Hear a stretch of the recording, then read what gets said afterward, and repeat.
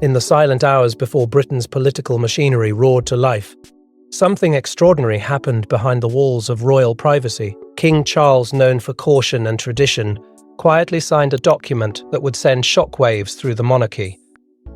Sandringham, one of the most treasured royal estates in history, was suddenly transferred to a child, not Prince George, not Prince William, but Princess Charlotte, and the timing just hours before Parliament convened suggested this decision was anything but ordinary. Before we go deeper into what this really means for the royal family, make sure to subscribe so you don't miss a single update. The morning itself felt strangely different within the quiet corridors of royal life. Long before the world outside had stirred, activity had already begun behind closed palace doors. Trusted aides moved through hallways with unusual urgency, documents were quietly prepared, and a small circle of legal advisors gathered without the usual layers of ceremony. It was the kind of controlled movement that rarely happens without purpose. For those present, it was clear that the king had made up his mind about something significant, and the atmosphere carried a quiet tension that few could ignore. Sandringham was never just another royal residence. Within the long and complicated story of the monarchy, it had always stood apart as something deeply personal, an estate tied not only to tradition, but to independence itself. Unlike properties held in the Crown estate, Sandringham belonged privately to the royal family, a powerful symbol of their autonomy and their history. For generations, kings had guarded it fiercely. It was where royal families gathered during the winter season, where crucial decisions were whispered in drawing rooms, and where monarchs could step away from the relentless scrutiny of public life. Control of Sandringham had always meant more than ownership. It meant influence, legacy, and quiet authority behind the scenes. Yet on that particular morning, the future of that estate shifted in a way almost no one had anticipated. Only a handful of people inside the palace knew what was unfolding. The king had requested absolute discretion. Even senior aides who were accustomed to royal secrecy reportedly sensed something unusual in the air. Documents were handled carefully, conversations were kept brief, and the atmosphere felt almost guarded, as if the decision being finalized carried consequences that extended far beyond the palace gates. At the center of it all sat the document itself. Prepared with precise legal language and sealed with quiet authority, it contained the transfer of Sandringham's ownership. When Charles reviewed the pages, those present later described his demeanor as calm but unwavering. There was no hesitation in his expression, no sign of second thoughts. Whatever had led him to this decision had clearly been considered long before that morning arrived. When he finally placed his signature on the document, the act was swift, deliberate, and final. The timing, however, raised immediate questions among the few insiders who understood the broader political landscape unfolding that day. Only hours later, members of Parliament were scheduled to gather to discuss matters surrounding royal property oversight and financial transparency. While the monarchy remained protected by tradition and law, the political climate had begun shifting in recent years, with increasing calls for scrutiny over royal wealth and assets. For some observers inside the palace, Charles's decision seemed almost strategic, as though he had moved just ahead of something larger approaching on the political horizon. Within minutes of the signing, quiet whispers began circulating among palace staff who had noticed unusual movements that morning. No official announcement followed, yet the sense that something unprecedented had happened was impossible to ignore. A handful of advisors reportedly exchanged glances that carried equal parts curiosity and disbelief. Sandringham had always been treated as a symbol of continuity through generations of monarchs. Now suddenly, its future had been rewritten. The most surprising detail of all, however, had yet to sink in for those who learned the truth. The estate had not been transferred to the future king. It had not been secured for Prince William's direct line in the traditional way many expected. Instead, the document carried a name that few would have predicted for such a monumental inheritance. Princess Charlotte, still a child, had become the new heir to one of the monarchy's most powerful private estates. For some palace insiders, the decision immediately hinted at deeper calculations. It was difficult to imagine that Charles had acted purely out of sentiment. Kings rarely make decisions of this scale without weighing their implications across generations. Sandringham was too important, too symbolic, and too politically sensitive to be passed on without careful consideration. And yet, the quiet manner in which it had been done suggested that this move was meant to remain discreet, at least for now. As the morning progressed and preparations for Parliament continued across London, the palace returned to its outward appearance of calm. The public knew nothing of the dramatic decision that had just been sealed behind those walls. Yet within the inner circle of royal life, a subtle awareness had begun to spread. Something had changed. The structure of royal inheritance, something that had remained largely predictable for decades, had just taken an unexpected turn, and with that realization came the question on that would soon echo far beyond palace corridors. If Sandringham had always been a symbol of royal power and independence, then giving it to Princess Charlotte was not just unusual, it was revolutionary. But the deeper question quickly emerged: why Sandringham, and why Princess Charlotte? To understand the magnitude of this decision, we have to look at the estate itself and the centuries of power tied to it. For generations, Sandringham has been more than a royal residence. It has been the monarchy's private sanctuary. Kings have retreated there to think, queens have celebrated Christmas traditions within its walls, and royal heirs have quietly prepared for future power. But behind the elegant gardens and historic halls lies something even more important: independence. Sandringham has always represented the royal family's personal authority, separate from Parliament and public control. To understand why King Charles's quiet decision sent such shockwaves through royal circles, it's necessary to step back and look at what Sandringham truly represents. Long before modern political debates about royal finances and transparency began circling Westminster, Sandringham had already become something extraordinary within the monarchy's structure. Unlike many royal properties tied directly to the Crown estate, this land was something different, something personal. It belonged to the sovereign not as a symbol of state authority, but as a private inheritance passed carefully through generations. That distinction mattered. In the quiet language of royal power, Sandringham represented freedom from political interference. The estate's origins stretched deep into the royal family's past, rooted in a moment when a monarch sought a place where royal life could exist, away from the relentless demands of public duty. Over time, Sandringham became a refuge where kings and queens could step away on ceremony and strategy and simply exist as a family. Yet even as laughter and tradition filled its halls, the estate slowly gained another reputation, one whispered among historians and royal advisors alike. Sandringham was where monarchs thought about the future, where decisions were weighed in silence, where power was preserved quietly rather than displayed publicly. Because of that unique status, the estate evolved into something more than just a countryside retreat. It became a pillar of the monarchy's financial independence.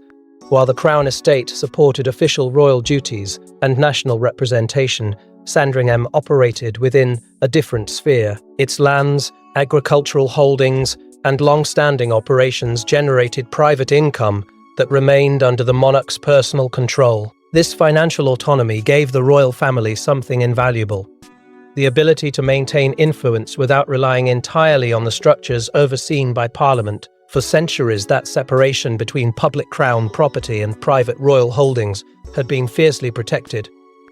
Monarch after monarch understood the delicate balance this arrangement created. If Sandringham remained private, it preserved a quiet safeguard for the monarchy's independence. And because of that, every transfer of the estate carried enormous significance.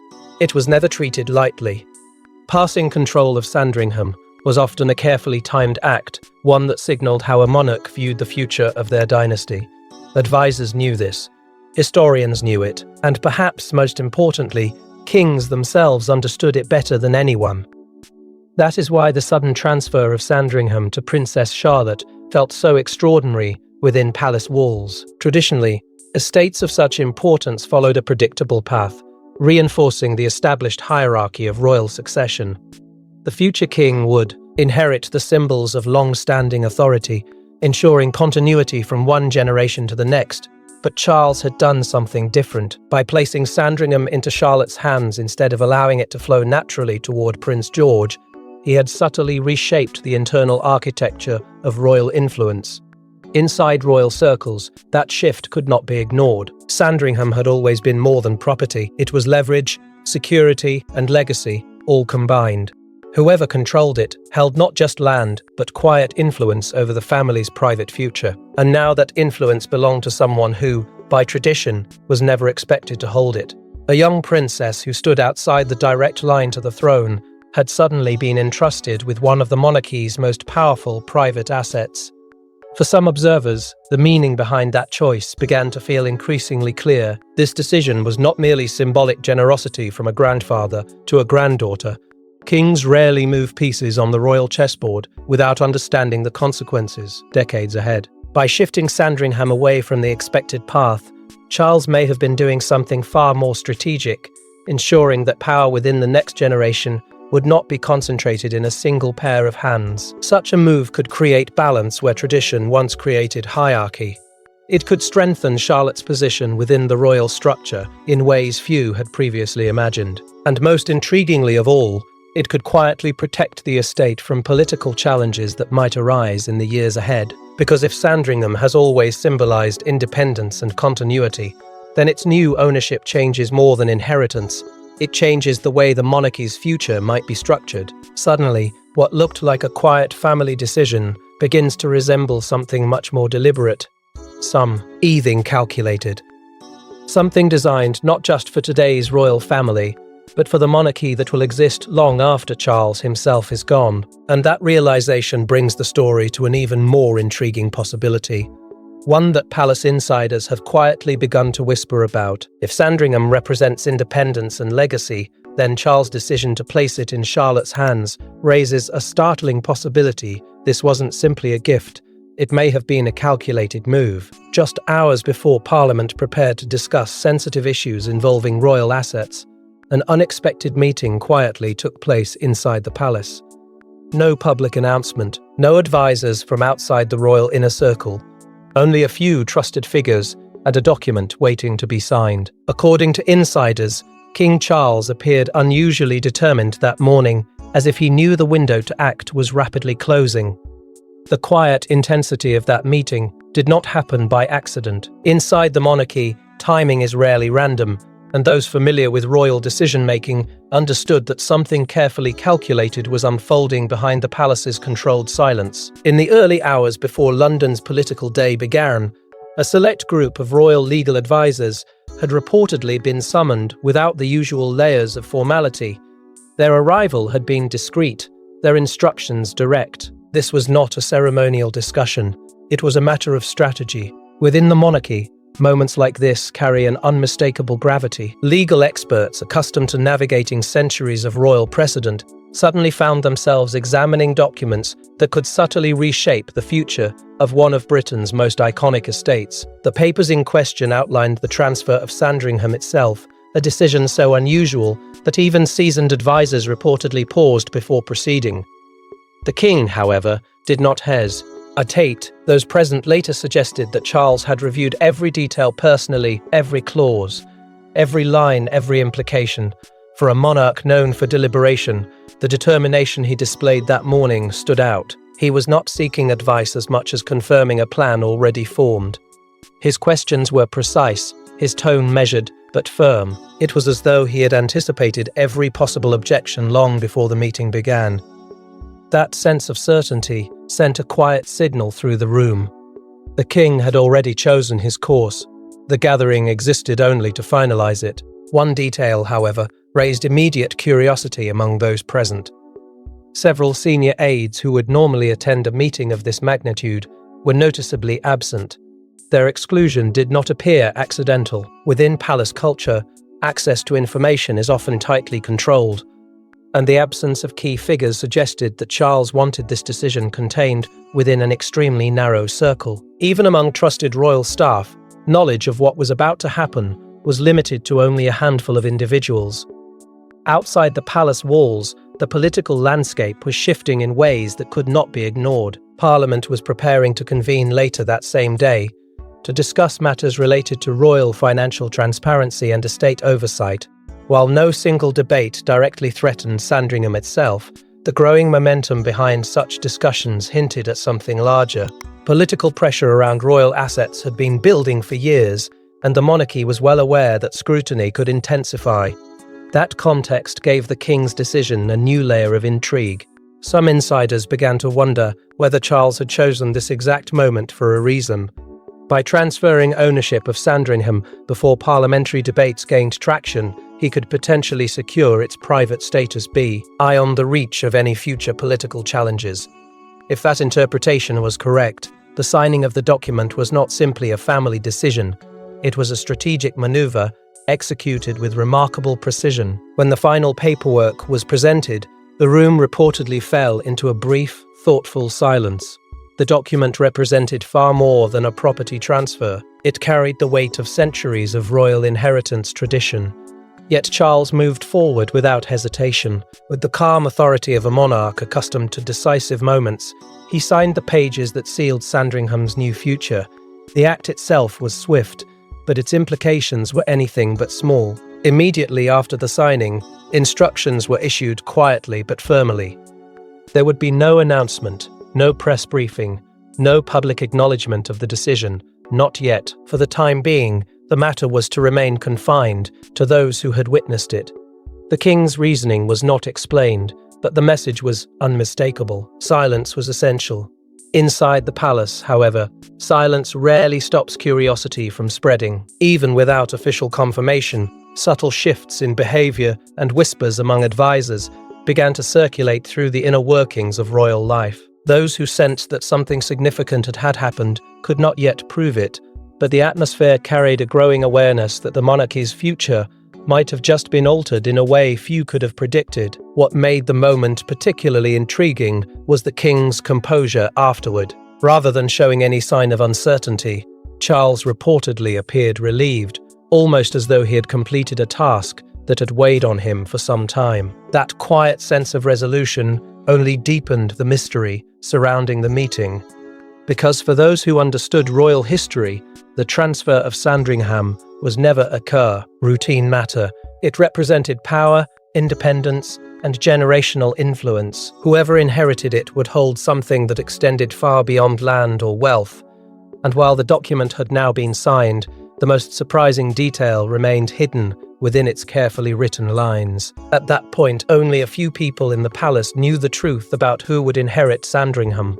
Yet when that name finally reached a wider circle of royal insiders, even the most experienced observers were caught off guard. But signing the document was only part of the mystery. The real shock came when insiders realized who the new owner would be. When the document was finally revealed to a handful of senior palace figures, the name written beside Sandringham stunned them: Princess Charlotte. Not the future king, Prince George, not Prince William. A 9-year-old princess had suddenly become the heir to one of the monarchy's most powerful private estates. For many inside the royal household, the question wasn't just surprising, it was deeply unsettling. For a brief moment after the revelation, silence reportedly settled over the room where the document was being reviewed. Those present were experienced figures within the royal system, people who had spent decades navigating the traditions and unwritten rules that guide the monarchy. They understood how inheritance usually unfolded. They understood the predictable rhythm of royal succession, where estates of immense symbolic value passed through carefully established lines of authority. Yet the name they had just read disrupted that familiar pattern completely. Princess Charlotte, a young princess whose place within the royal hierarchy had always been clear, but whose future had never been expected to include something as influential as Sandringham. Inside royal circles, Charlotte had already developed a quiet reputation that extended beyond her years. Though still a child, she had often been described by palace insiders as confident, observant, and remarkably composed during public appearances. There was a sense, some advisors whispered, that she carried a natural awareness of royal life that many heirs take decades to develop. Yet even those who admired her poise could not ignore the magnitude of what had just happened. Sandringham was not simply another royal property, it was a symbol of private authority and legacy stretching across generations. To place that legacy in Charlotte's hands suggested a deliberate choice by the king, one that demanded deeper examination. The most immediate question, of course, revolved around Prince George. As the future king, George's path through royal life had always been viewed as straightforward. With time, he would inherit not only the throne, but the traditions and responsibilities that accompany it. In previous generations, estates of enormous personal importance had often reinforced that path, strengthening the position of the monarch in waiting. By choosing Charlotte instead, Charles had introduced a surprising twist into that long-standing pattern. For some observers inside the palace, the decision hinted at something quietly strategic, rather than accidental. One interpretation began circulating almost immediately. Perhaps Charles was not attempting to disrupt the line of succession at all, but rather to balance it. In the modern royal family, the next generation is no longer defined by a single figure standing alone at the center of public attention. Instead, multiple young royals are expected to share responsibilities, support one another, and represent different aspects of the monarchy's evolving role. By giving Sandringham to Charlotte, Charles might be ensuring that influence within the next generation would not rest entirely with one future king. Instead, it could be distributed more carefully among William's children, strengthening the stability of the royal family as a whole. There were also whispers within palace corridors about the personal relationship between Charles and his granddaughter. Those who had observed their interactions often described a genuine warmth between them, something deeper than ceremonial affection. The king, who had spent much of his life navigating the heavy expectations placed upon heirs, seemed to recognize in Charlotte a spark of independence and quiet confidence. Some insiders suggested that he saw in her the qualities needed to navigate a monarchy facing unprecedented scrutiny and transformation. If that interpretation held any truth, then Sandringham's transfer took on an even more profound meaning. Ownership of the estate could provide Charlotte with something that many royal figures throughout history had lacked: true independence within the royal system, financial security, personal authority, and a historic platform from which to shape her own future role. It would ensure that her place within the monarchy would never be defined solely by her position relative to the throne. Instead, she would hold something entirely her own.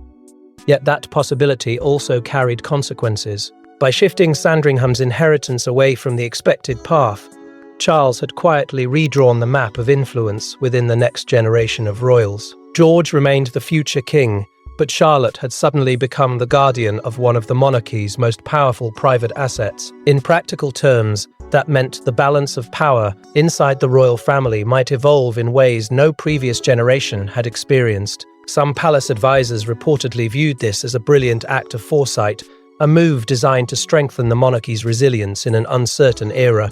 Others, however, saw something more complicated unfolding.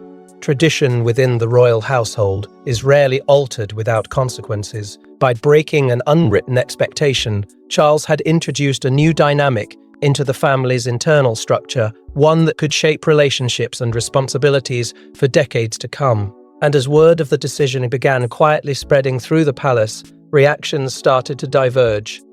Some voices praised the king's boldness. Others questioned whether the implications had been fully considered.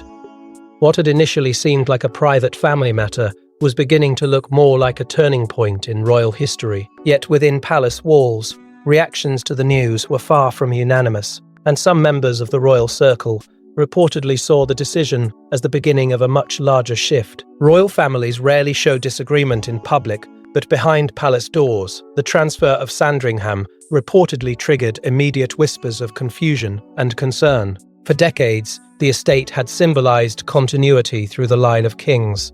Now that pattern had suddenly changed. Some insiders believed Charles was making a visionary move. Others feared it could quietly disrupt the monarchy's delicate balance.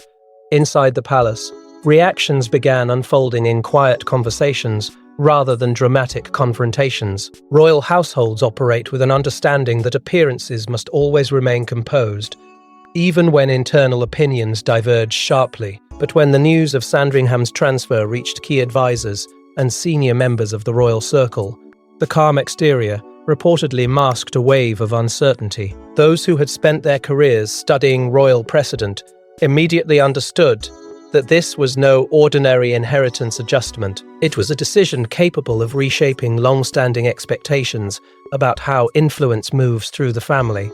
Among palace advisors, the first reaction was disbelief. Not because Charlotte was considered unworthy, quite the opposite. Many insiders already admired the young princess's composure and strong sense of confidence. The surprise came from the break with tradition itself. Sandringham had long been viewed as part of a predictable chain of legacy passing through future monarchs. The idea that it had now shifted towards someone outside that direct path raised difficult questions about what the king was signaling about the monarchy's future structure. Prince William, as the father of Charlotte and the future king himself, was inevitably drawn into the center of these quiet discussions. Those close to royal operations suggested that William's reaction was thoughtful rather than impulsive. Unlike the advisors who focused primarily on tradition, William had spent years preparing for a modernized monarchy where old rules would inevitably evolve. Still, even for him, the decision carried complex implications. On one hand, Charlotte's inheritance strengthened the position of his own children within the royal framework. On the other, it introduced a shift in the internal balance that had never existed before. Catherine, Princess of Wales, was also believed to view the development through a deeply personal lens. As Charlotte's mother, the significance of what her daughter had just inherited could not be ignored. Sandringham was not merely land or financial security. It represented responsibility, heritage, and influence stretching across centuries of royal history. For Catherine, who had carefully guided her children through the intense spotlight of royal life, the idea that Charlotte's future role might be expanding so dramatically likely carried both pride and a quiet awareness of the pressures that would inevitably follow. Beyond the immediate family, senior royal relatives reportedly began debating the deeper meaning of Charles' decision. Some viewed it as a bold step toward a more balanced monarchy, one where influence was shared across the next generation, rather than concentrated entirely around a single heir. Others worried that breaking an unwritten tradition could introduce complications that might echo through future generations. Royal institutions thrive on predictability, and when that predictability shifts, even slightly, the ripple effects can extend far beyond the original decision. Another concern slowly emerged among palace advisors who understood how carefully public perception must be managed. The monarchy's strength depends not only on tradition, but on the public's understanding of that tradition. If news of the Sandringham transfer eventually reached the wider world, many people might question why such a significant estate had been passed to Charlotte rather than remaining tied to the direct line of kings. The palace had faced growing scrutiny in recent years, and some insiders feared that this unexpected change could invite even more questions about royal wealth and inheritance. Yet within those concerns, another possibility continued to surface. What if the decision was not meant to be easily understood in the present? What if Charles had acted with a longer horizon in mind, one that extended decades beyond his own reign? Some observers inside the royal household began speculating that Sandringham's transfer might be part of a broader vision the king had yet to reveal, a vision where Charlotte would play a role far greater than anyone had previously imagined. That possibility, while still uncertain, carried enormous implications. If Charles truly intended to strengthen Charlotte's position within the monarchy, then Sandringham could be the foundation of something much larger, a quiet restructuring of influence within the royal family itself. And while debates continued quietly behind palace doors, another reality was beginning to take shape outside those walls, because once decisions of this magnitude are made, they rarely remain hidden forever. The conversations within the palace were only the beginning. The moment whispers began circulating beyond its private corridors, attention naturally shifted toward the institution that had always kept a close watch on royal power and privilege. But the ripple effects of Charles' decision were not confined to palace corridors. As word began to circulate, attention turned toward the institution, watching the monarchy most closely, Parliament.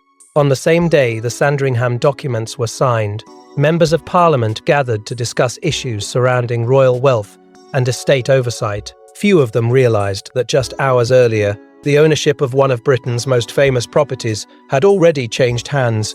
The timing was uncanny, and some observers would later argue it was anything but accidental. Inside Westminster, the conversation unfolding that day had been building for years. Political pressure surrounding the monarchy's financial structure had slowly intensified, fueled by growing demands for transparency and accountability. Members of Parliament had increasingly questioned how royal estates were managed, how profits were distributed, and how the monarchy balanced its public responsibilities with its private wealth. These debates were not new, but they had become louder, more persistent, and far more politically sensitive. The royal family understood that shift well, and within that climate of scrutiny, the quiet transfer of Sandringham suddenly looked less like a family matter and more like a carefully timed maneuver. Sandringham's status had always occupied a complicated place within the British constitutional framework. Unlike many royal properties that all under the Crown estate and are effectively tied to the nation itself, Sandringham belongs to the monarch privately. It exists outside the direct mechanisms that allow Parliament to monitor or influence royal property management. That distinction has long made it a sensitive subject in political discussions. Some lawmakers see it as an essential part of royal independence. Others view it as a relic of an older system that deserves closer examination in the modern age. As Parliament prepared to revisit questions about royal finances that day, few people in the chamber were aware that the king had already acted behind the scenes. Hours earlier, the documents transferring Sandringham had been signed with quiet authority. No announcement followed. No explanation accompanied the move. Yet the timing alone would soon become impossible to ignore, because once the details began to circulate within political circles, the question naturally arose. Had Charles acted deliberately to stay one step ahead of a changing political landscape? For some observers, the theory seemed difficult to dismiss. By transferring ownership of Sandringham before any new policies or reforms could take shape, the king may have secured the estate's private status for the next generation. Even if Parliament expanded its oversight of royal finances in the future, the ownership of Sandringham would already have shifted. It would belong not to the reigning monarch, but to Princess Charlotte, a private royal figure whose property rights would exist well beyond the immediate reach of political reforms. Political commentators quickly began dissecting the possibility that this had been an act of strategic foresight rather than coincidence. Kings rarely act impulsively when dealing with assets tied so deeply to royal identity. Charles had spent decades observing the evolving relationship between the monarchy and the government. He had seen how public attitudes toward royal privilege could shift over time. If he anticipated that scrutiny of royal estates might intensify in the coming years, transferring Sandringham in advance would represent a quiet but powerful safeguard. Constitutional experts also noted another crucial detail that added weight to this interpretation. Under British law, Parliament has extremely limited authority when it comes to reversing private property transfers. Once the estate had been legally transferred to Charlotte, undoing that decision would require a political and legal confrontation that few lawmakers would be willing to pursue. In practical terms, the decision had already placed Sandringham beyond the immediate influence of parliamentary debate.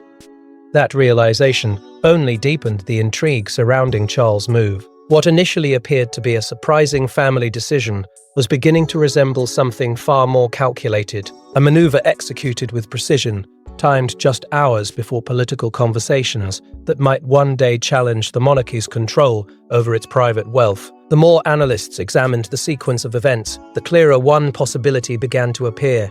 The king had not simply reacted to the political climate. He had anticipated it.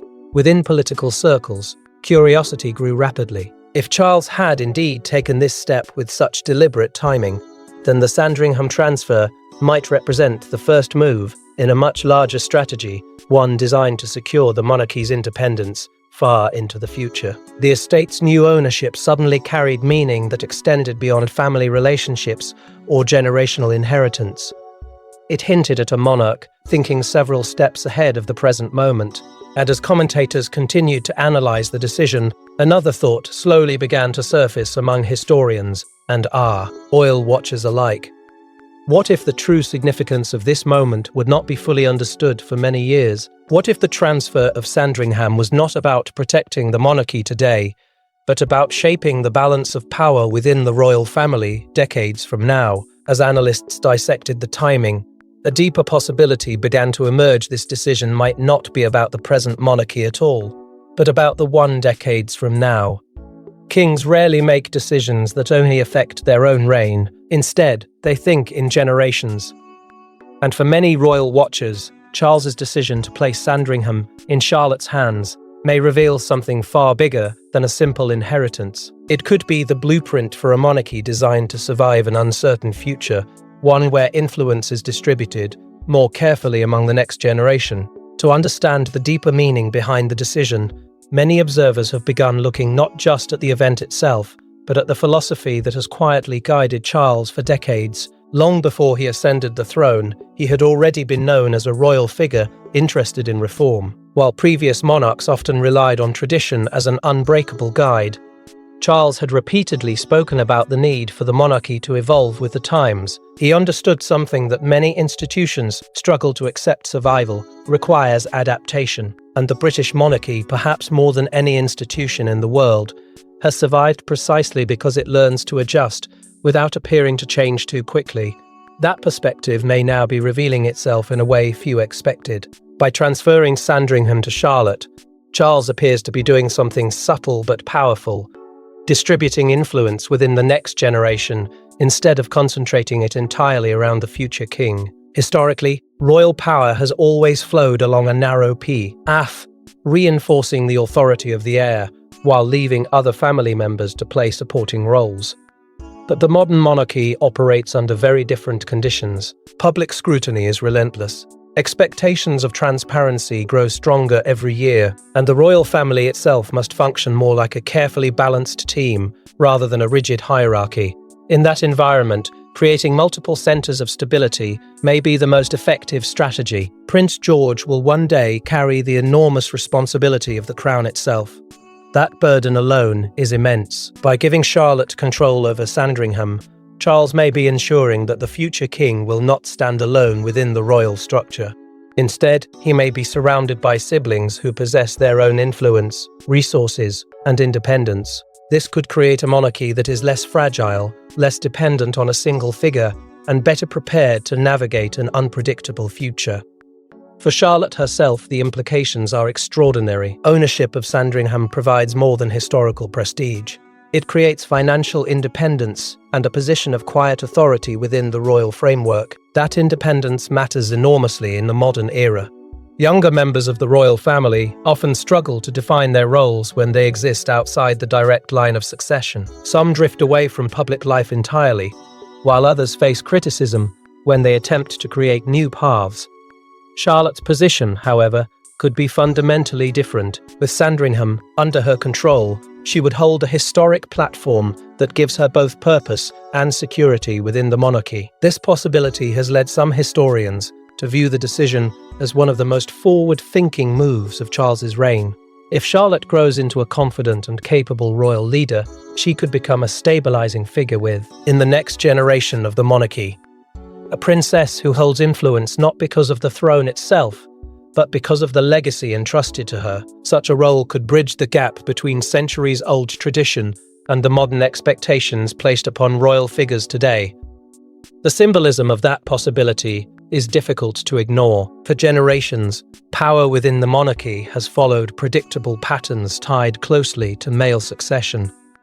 By giving Sandringham to Charlotte, Charles has subtly disrupted that pattern without altering the line of succession itself. It is a move that respects tradition while quietly reshaping how influence might be distributed in the future. In doing so, he may have positioned Charlotte as something new within the royal system, a figure who embodies both continuity and change. Some royal historians believe this decision could echo through the monarchy's story for decades to come.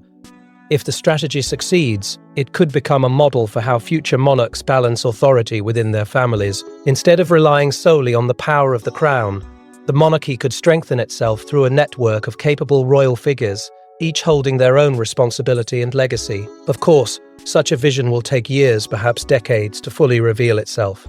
For now, the transfer of Sandringham remains a moment surrounded by speculation, intrigue, and quiet admiration for its strategic brilliance. Yet one truth already seems clear: this was not a decision made lightly, nor was it intended only for the present moment. It carries the weight of foresight, the kind of foresight monarchs must possess if they hope to guide their institutions through changing times. And as historians and political observers continue to debate the king's motives, another thought slowly begins to surface beneath the analysis. Because while strategies and legacies are fascinating to examine, They ultimately revolve around a single individual whose life may now be forever shaped by that decision. Yet even as analysts attempt to decode Charles's intentions, one lingering question remains: what will this decision ultimately mean for Princess Charlotte herself? Princess Charlotte is still a child, but with the stroke of her grandfather's pen, her future may have changed forever.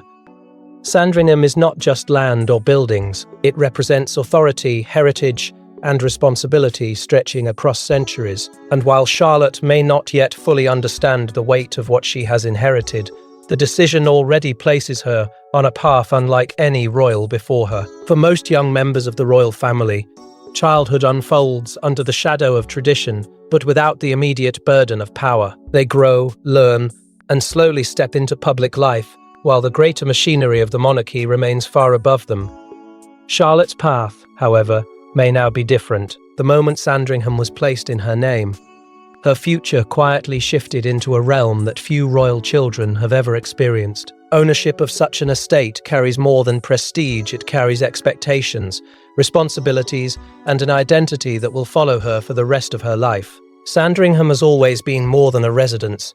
It is a symbol of continuity. It represents a thread connecting monarchs across generations, a place where royal traditions have been protected even as the world outside the palace changed dramatically. For Charlotte to inherit such a legacy means she will one day become the guardian of something profoundly historic. As she grows older, the estate will not simply belong to her. It will depend on her judgment, her leadership, and her understanding of the role she has been given. In many ways, Sandringham will become part of her story, just as it has ped the stories of monarchs before her.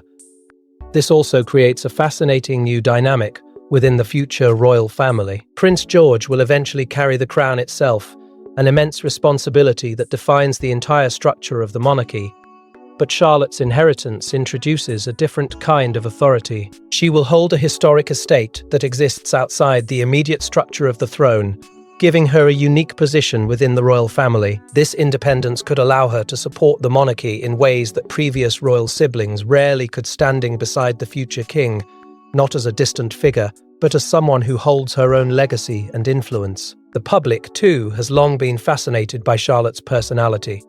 From a young age, she has been seen as confident, spirited, and remarkably self-assured during public appearances. That natural charisma has already made her one of the most talked-about young royals of her generation. Now, with Sandringham attached to her future, that fascination may grow even stronger. People are drawn to stories that combine tradition with transformation, and Charlotte's journey may represent exactly that, a young princess stepping into a role that blends centuries of royal heritage with a modern vision of what the monarchy could become. There is also a powerful symbolism in the decision itself. For generations, the most important royal legacies were closely tied to male succession and the future king. Charles's decision subtly challenges that expectation without overturning the structure of the monarchy itself. By placing Sandringham in Charlotte's hands, he has elevated the importance of a royal daughter within the family's long-term future. It is a move that speaks quietly but powerfully about the evolving identity of the monarchy in the 21st century. Years from now, historians may look back on this argument as something more than a surprising inheritance. They may see it as a turning point, a moment when the monarchy began reshaping its internal balance to reflect a changing world. Charlotte may grow into a figure whose influence extends far beyond the expectations placed on previous royal siblings. If that happens, Sandringham will stand not just as an estate, but as the foundation of a new chapter in royal history. For now, however, Charlotte remains a young girl living a childhood, watched by the world but still protected by the careful guidance of her parents. She cannot yet feel the full gravity of what her grandfather has entrusted to her. That understanding will come later, as the years pass and the responsibilities of heritage slowly unfold. When that day arrives, the story that began with a quiet signature in a private room may reveal its full significance. And yet, even after the ink dried on that document, one mystery still lingers: what truly convinced King Charles that this was the moment to act. Thanks for watching. Please don't forget to like and subscribe, and we will see you in next one.